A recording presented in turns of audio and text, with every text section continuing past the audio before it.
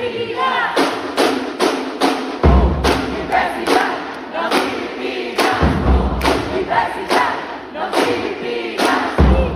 I'm Modesta Mejera Viabos, UP Manila Passer, PA Developmental Studies. Miguel Tolentino, nakapasa sa UP Los Baños, BS Chemistry. Hi, I'm Arfel Pervera and I passed UP Diliman campus for the Bachelor of Landscape Architecture. Hi, ako si Regina Francesca M. Matriano, UP Diliman Passer, BS Community Nutrition. My name is Aaron Sebastian C. Ilagan. The course that I chose for the UP was Bachelor of Science in Agricultural Biotechnology for the campus of Los Baños, Laguna. Hello everyone, I am Jean Michael Endiable, also an APCAT passer na pinalad lang, and I also wanted to take a Bachelor of Forestry in UPLB. Good day everyone, I'm Dan Ramil Hernandez. I am an UPCAT passer who qualified for UP Diliman under Bachelor of Science in Community Nutrition. Hello, I'm Azia Magbanwa from the University of the Philippines, Diliman. I taking the course of Bachelor of Science in Geodetic Engineering. Hello po, I'm Ambram Skitado and my course is B Landscape Architecture and ang campus ko po ay UP Diliman. I'm Nicole S. De Guzman and I got BS Chemistry in UP Los Baños. Hello, my name is Shanjariza Alibin and I'm an UPCA 2024 passer and ang napasa ko po ang course sa UP Manila is BA Behavioral Science. Deneric G. Flamenco, I am currently taking the UP Diliman po. Tapos ang course na nakuha ko, BA in Speech Communication. Ako si Moriel Kate Astan and ang course na napasa ko is BA Development Studies in UP Manila. I'm John Patrick L. Salado and I passed Civil Engineering in UP Los Baños. Hello, I'm Eliza Denisan Ginakaran and I am a proud UPCAT passer for batch 2024. I got accepted on the course BS Agriculture at UPLB. Hi, I'm Abigail Perez and I passed UPCAT in UP Los Baños with program BS Forestry. Hi, I'm Mark Andre Pio, BS Applied Math in UPLB. Hello, I'm Aliana Melissa Espiritu, grade 12 ngayon, incoming freshman sa UPLB BS Nutrition. Hello po, I'm Tricia Barcelona. I'm from 12 Pearson and nakapasa po ako sa UP Diliman, BA European Languages. Hi, I'm Jenna Repdos, incoming freshie sa UP Diliman with a program BS Community Nutrition and also waitlisted for BS Molecular Biology and Biotechnology. Hi, I'm Natalie Faitio Lablamonte. I passed University of the Philippines, Los Baños with my degree program of Computer Science. Hi, I'm Rosina Musngi. So, pumasa ako sa UP Diliman with a course of BS in Community Development. Hi, so I'm Hannah Joy Nazareta, campus UPLB and BS Chem. Hi, I'm Stephanie Eunice Escubi. I passed sa UP Los Baños. And ang course na napasa ko is BS Nutrition. So, ang point ng UPCAT ko, wala namang something special sa UPCAT ko kasi malapit lang ako nag-take sa isang. And ang nalala ko lang, sobrang lamig talaga, souvenir jacket. Actually, nagkasakit pa ako yan nung nag-UPCAT ako. Tapos yun, ang hirap niya, pero nagulat niya ako pakita. So, kwentong UPCAT, for me, mahirap yung UPCAT kasi ang time pressure niya at saka ang hirap ng subjects. So, hindi ko talaga in-expect na makakapasa ako. But I'm grateful na nakapasa ako. Ang kwentong UPCAT ko is siguro yung mga puyat and pag punta sa mga review centers, kahit weekends, kahit may projects, mga ganon. And kwentong UPCAT siguro, huwag ka magbasa ng mabagal at huwag ka magbasa nung mga mahahabang text. Unahin mo yan sa likod. So, nung nag-UPCAT ako, actually, I didn't really feel confident kasi I had a really hard time sa reading comprehension. So, a lot of items there, parang, I didn't really answer with confidence. But sa other tests naman, okay naman. But, yung review process din, hindi naging madali. So, you really have to review for it. And this is my kwentong UPCAT. So, my UPCAT experience was simple my preparation was just short lang kasi nabisi sa ACAD. So, I started preparing UPCAT last December 2022 and the exam was June 2023. So, na-stop siya siguro 2 months and nagpatuloy ako sa pag-prepare 2 months before UPCAT. So, when I was in the review center, in the testing center, I was shocked kasi pagpunta namin sa review center, sa testing center, ako yung pinakaunang dumating doon and ayun, so napaaga kami ng dating. So, I also prepared snacks din. Nagdala ako ng snacks sa testing center ko and so sobrang kaba, hindi ko na siya masyadong nakain during the exam and sobrang lamig sa loob ng testing center, so buti na lang nakapag-prepare ako ng jacket and sobrang nanginginig ako that time. So that time, ang preparation, ang pinaka-prepare ko lang talaga is dasal plus konting review and yung mga snacks. And also, may bit-bit akong rosary sa kamay ko noon all throughout the exam. So, the exam was 5 hours, so mahaba din yun. And, ayun, buti naman natapos and pagkaalis sa testing center, hindi ko na alam kung ano yung mga susunod na mangyayari, kung makakapasa ba or hindi. So, tinrust ko na lang lahat kay God. And luckily, after almost 1 year of waiting, so I passed the UPCAT. Ang kwentong UPCAT ko po ay hindi ko po alam. Wala po akong ginawa nung UPCAT. Ang alam ko lang po, naihilang po ako. And ito po yung kwentong UPCAT ko. So, nung time ng UPCAT, actually my parents wasn't able to accompany me sa testing center ko. And they have a thing na parang kung sino yung sasama kasi sa'yo, parang yun yung parang magiging lucky charm mo. And sabi nila, kapag yung sisters ko daw yung sumama is parang bad luck daw yung mangyayari sa akin, ganyan. But then, ayun nga, looking back, complete opposite yung nangyari. And ayun, during my exam sa UPCAT or the day ng UPCAT, actually, I wasn't very confident talaga kasi super daming loads. Hindi ako nakapag-review ng maayos sa UPCAT. And ayun, the moment I stepped out of that testing center, talagang alam kong hindi na talaga ako papasa. But then, yun nga, yung bad luck na supposedly na sumama sa akin nun is naging good charm ko. And ayun, if kaya ko, I hope kaya niya din.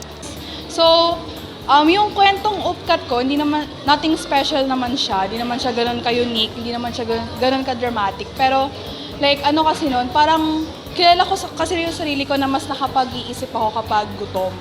Ganun. So, ang ginawa ko nun, di ako nag-lunch. Tapos, ang habang nagtitest, ang pinapak ko lang talaga is Hershey's na chocolate, dark chocolate. Para habang nag-test, ma-boost yung mind ko, medyo magising, gano'n, and para makapag-focus ako sa test. So, actually, hindi ko ina-expect na makakapasa ako kasi sobrang madugo talaga yung UPCAT. And kinulang din ako sa review. Ang ginawa ko lang na review is, yung nag-skim lang ako sa Maroon Blue Book. Tapos, 2 weeks lang. 2 weeks before UPCAT lang ako nag-review. So, pressure ako na. Pero nung mismong UPCAT na, nung mismong time ng test na, ang iniisip ko lang nun is, it's now or never. Gagawin ko to para sa sarili ko.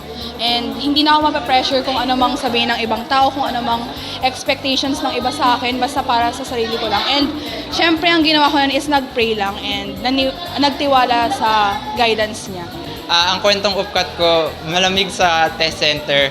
Tapos natapos ko naman siya on time or before sa time, mga 5 minutes ganun. So, ang kwentong UPCAT ko is weeks before or kahit parang isang week ata yun, nag-search lang ako ng mga pamahiin tapos like para makapasa. Tapos papunta pa lang doon, nag-scroll na ako sa FB, kailangan daw red na panty ang isuot. Tapos kailangan yung pencil, pinatasan mo sa passer. Tapos yung kapag papasok ka ng room, right foot, tas lalabas, left foot, tas nanipa din ako na upuan. Pati test paper, hinalikan ko. Basta yun, gumana naman. And may kwentong UPCAT is ang lamig ng room. And nakalimutan ako magdala ng jacket since first experience kayo ng college admission test. So, yun, unprepared talaga ako nun. So, Ang kwentong upkat ko is, hours before ng examination, dumaan kami sa 7-Eleven. Tapos, yung mama ko, binilan ako ng maraming pagkain. Tubig, juice, sandwich, biscuits, chocolates. Tapos, ang nangyari, hindi ko siya nagalaw buong examination. Tapos, nakalabas na ako, nakasakay na ako pauwi. Tapos, yung pagkain ko, nandun sa tabi ng chair ko. Walang nakabukas, walang nagalaw, hindi nabawasan. So, ang kwentong upkat ko is, pumasok ba ako nun sa school before upkat, kaya sobrang di ako prepared, di na ako nakapag-review. Tapos, dahil sobrang excited ko, at the same time kinakabahan, sobrang aga ko talaga sa dumating dun sa testing center. And nakita ko yung mga kasama ko, nag-review pa, tinitingnan pa nila yung notes nila. Pero kung wala akong dala kahit ano, kaya let God be the ano na lang, bahala si Lord, gano'n. Tapos, pagdating dun sa loob, sobrang lamig talaga and di ko in-expect na ganun pala magiging result ng test na sobrang hirap. Parang nawala lahat ng mga na-review ko. Pero, trinust ko na lang yung guts ko and thank you Lord, pumasa naman. Hi, I'm Mark Andrew Ipio. BS Applied Math in UPLB. Ang kwentong upkat ko ay para lang siyang normal na exam, mas nakaka-pressure lang siya dahil UP nga. Dahil lang sa pangalan. Kwentong upkat.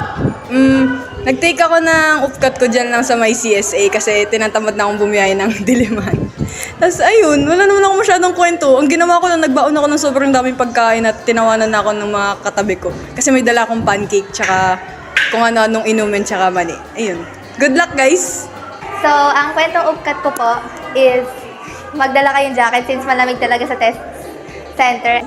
So, ang kwentong upat ko is magdala kayo ng jacket kasi nung pumunta ako doon sa testing center, wala akong dalang jacket tapos sinabihan ako ng guard na dapat magdala akong jacket kasi lalamigin ako. So, ayun, huwag niyo kalimutan magdala ng jacket. So, yung UP Upcat story ko is hindi ako nakapag-review nung time na yun kasi busy sa extracurricular and ACADS. So, nag-review ako for 1 week lang and hindi ako sumama sa field trip para lang mag-review. Ang kwentong upkat ko is natatawa ako kasi pag naaalala ko siya. Bali, after ng language proficiency na English, na-skip ko yung Filipino part. Ang ginawa ko is, yung buong time ko, sa English ko lang siya nalagay. Tapos, nung tapos na yung time, nagulat ako, ang dami pang pages sa susunod, kaya kinabahan ako. Tapos, di sa science part, nagpanik ako. So sabi ko, hindi na ako papasa kasi ang dami ko na-skip. Di ko na siya hinulaan kasi baka ma-minusan ako. And tips para sa mag-take ng UPCAL. For me, piliin nyo talaga yung program na gusto nyo. Kasi ako super nag-regret ako. Ang ginawa ko kasi, pumili ako ng tag-isang non-quota course. And yun yung napasa ko sa first campus na choice ko. So yun yung tips ko. Ang pipiliin nyo talaga ang program is yung gusto nyo na talaga. Kahit hindi kayo satisfied sa performance sa software. Yun lang. Ang time ko din, nag-UPR natin naman hindi ko alam kung papasok ko. Marami naman ibang schools ka rin kung hindi ka makapasok. Tapos, wala lang, huwag mo gawin sobrang big deal sa And tips ko, really come prepared. Mag-review center kung kaya, and then mag-review talaga kasi hindi magiging madali yung UPCAT. Yun lang. So, ang tip ko siguro, mag-review ng mga unfamiliar na topics sa mga coverage ng UP tests. Lalo na sa math siguro, if feeling mo hindi mo kayang i-solve ng mabilis. So, ayun, parang review lang talaga and yun lang, courage na mag-exam sa UP. So, yun, good luck. Siguro ang nabibigay ko lang na tips is mag-pressure kasi talaga kayo sa exam dahil sa time, lalo na sa reading comprehension. So I suggest na mag-take kayo ng review more on sa academic gateway. May online classes sila doon pero much better kung i-review nyo yung reviewing materials doon, lalo na yung sa part ng reading comprehension kasi ang tinatrain lang natin doon is yung mabilisang pagbasa, hindi yung kung ano lang yung makita mo sa choices, tsaka mo na-shade yun. Isa ring tip is yung sa math, more on grade 11 topics and basic knowledge na rin doon. Pero sa UPCAT kasi, mas complex kasi doon. Kaya depende din kung gaano kakalakas kay Lord. And yun lang, wala na ako masasabing iba pa. Pero I think it's not a matter of your kagalingan sa pag-take ng exam, but rather on how you adapt kung gaano kabilis mag-take ng And siguro ang matitip ko lang, lalo na sa UPCAT day, huwag kayong uminom and kumain ng marami. Kasi ako nun, tinatawag ako ng kalikasan tapos naiiyak ko lagi. Yeah. Yun lang. Good luck. So, my UPCAT tips po for sa lahat ng mga magte-take ng UPCAT is bukod sa dasal, syempre, samahan nyo rin ng preparation. So, for me, I recommend to prepare much longer time pa para kasi sobrang daming i-take sa UPCAT, sobrang dami niyang coverage, and I suggest that you should maglaan kayo ng mahabang oras of preparation.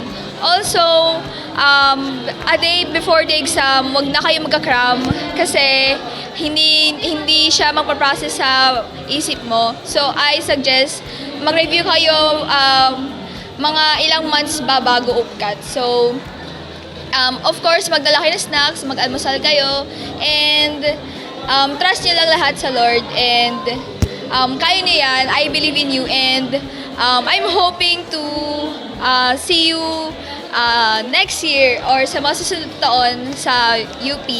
So, yun lang ang aking kwento UPCAT, and thank you.